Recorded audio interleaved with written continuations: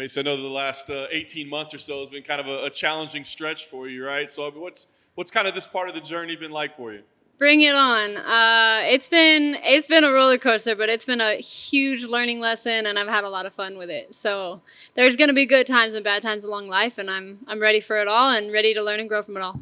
Like you said, I mean, unless you're Habib, right? Like nobody retires undefeated. So I mean, when you have these setbacks, like, does it force you to reevaluate like everything, or do you just look at like little tiny adjustments that made the difference? Honestly, I feel like you should always be checking yourself daily. But for me, I feel like a lot of the setbacks that I've had, the injury, the loss, all of those things, definitely make you pay attention a lot more, because when you're winning, it's almost like, oh, I'm good, let's not go on to the next, so it's like when you lose, it's like you have to check something, you have to check and double check, and it probably was something that you needed to check when you were winning, but you just didn't pay attention enough. So I feel like that's something I was forced to do, and I'm so glad that it happened, and I'm really excited to be back here. You can't go do it over again, but if you could do it over again, would you do things any different? I mean, obviously, like, you were thrust into the spotlight so early in your career.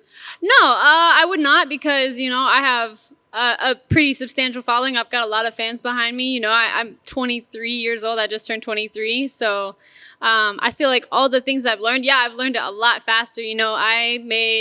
I had one amateur fight, and then I turned pro. So my second fight was on national television. It was on a big stage, and from there, then I got on the Contender Series, and then I got in the UFC, and it's like always been something new and something changing. And honestly, I feel like I would not go back. I wouldn't take my injury away. I wouldn't take my loss away. I wouldn't take anything away, because it's all going to make me a better champion someday.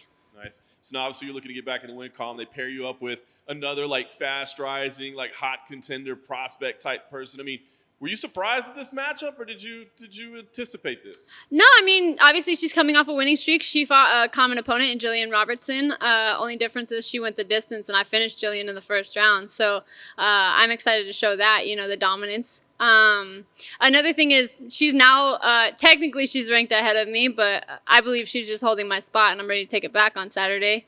Aside from that, I feel like she's a tough opponent. She's young. She's also on a winning streak. I feel like she is where I was, and so I'm ahead of her in that sense. Like I'm ahead. I've already checked myself. I've double checked myself, and I'm just gonna be the better fighter. She admitted that like she had a lot of respect for you, but admitted like she kind of wishes y'all weren't fighting, because she feels like you're both young and you're gonna be around for a while. And she better wish we're not fighting.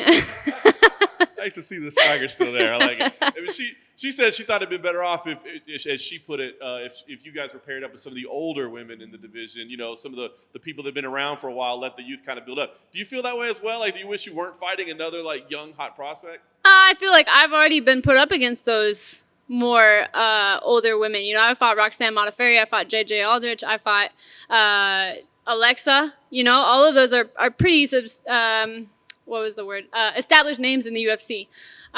So I feel like she is where I was. Like I said, she is coming up through, and so now I feel like I'm the established name. I'm the one that has a little bit more experience than she does in the UFC, and I fought those people that she's talking about. So now I'm one of those people, but for us being both up and comers, it is true that we're both young, but that doesn't mean that I don't have the experience. I feel like that's something that she wants, which is a good thing, and I'm excited to be that experienced fighter. As you said, she's still real young in her UFC journey. What do you think about her skills overall, though? She's looked pretty impressive so far. She is. She's super solid. She's strong. She's tough. She's durable. We've watched and rewatched all her fights. The places where she's dominant, I feel like a lot of girls made a lot of mistakes. I feel like one of her fights, one of these girls just like came running in and got split open with the elbows. That girl came running in. So when you look at it, you're like, she's super dominant. That girl made a big mistake, in coming in. So, but yeah, overall, I feel like she's super tough. She's a durable fighter, but I'm going to be the fighter. All right, so last thing for me, I mean, does this feel like a big moment in your career? I know you could be fighting for 10 years, but does this feel like a big moment to kind of silence people, maybe, shut the doubters up, prove that you are what everybody thought you were before the setbacks? I don't think I need to shut anybody up. They're gonna watch and see, and if they want to keep talking, they can. whether they're a hater or they love me, you know, they're going to watch regardless. So, yeah, they're going to watch regardless. And I don't feel like I need to shut anyone up, necessarily. Hey, Maycee, first of all, happy birthday for turning 23. Thank you. I'm sure when you imagine your career going out, you've never been shy of sort of viewing it all as a total package. Now it's happening. Are you excited that adversity is going to be part of your story when it's all said and done? I feel like adversity has always been a part of my story. It's just not something that I've shared with everyone. But yeah, I feel like the things that the fans want to see, you know, they want to see you rise, they want to see you fall, and it's not because they want to see you fall, it's because they want to see that you're human, and they want to see that you are relatable to them. You know, you're not just this superhero that, you know, walks on water. You're a normal person. You have great days, you have bad days, you have good things, you have bad things that happen to you, and I feel like it makes us all a little bit more relatable. And how we can show that we overcome our adversities, I feel like that is an inspiration to people. And so I'm super happy that that's a part of my story. Thank you. Maycee. Yes, hi. Did you do your training camp at Team Alpha Male? I did, including moving there. How was that? It's been really good. You know, California is amazing. It's super beautiful. I got a good tan. But the team overall, you know, it's a lot of good, motivated people. You know, there's people that are trying to be the top of the UFC, and there's also people that are trying to get into the UFC and in other big promotions. But I feel like there's two different levels of hunger, but they're both hunger. You know, you've got the people that are, like I said, are trying to go towards the belt, so they're already there and they're established, so you can look up to them. But then you also have the motivation of the person who's a little bit farther behind from you, and they're just as hungry. And it's like a good perspective to see, you know, where you are and see that there's other people out there that are grinding just as hard, if not harder, to get to where you are. So it motivates you a little bit more to get up every morning and grind it that much harder.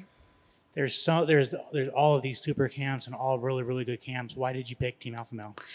I've been to a lot of different places. I have never shied away from answering that. You know, I've been to a lot of different gyms. I've been to Jackson Wink. I've seen Demetrius Johnson's camp. I've seen Team Alpha Male. I've actually come out to Team Alpha Male before they moved their gym.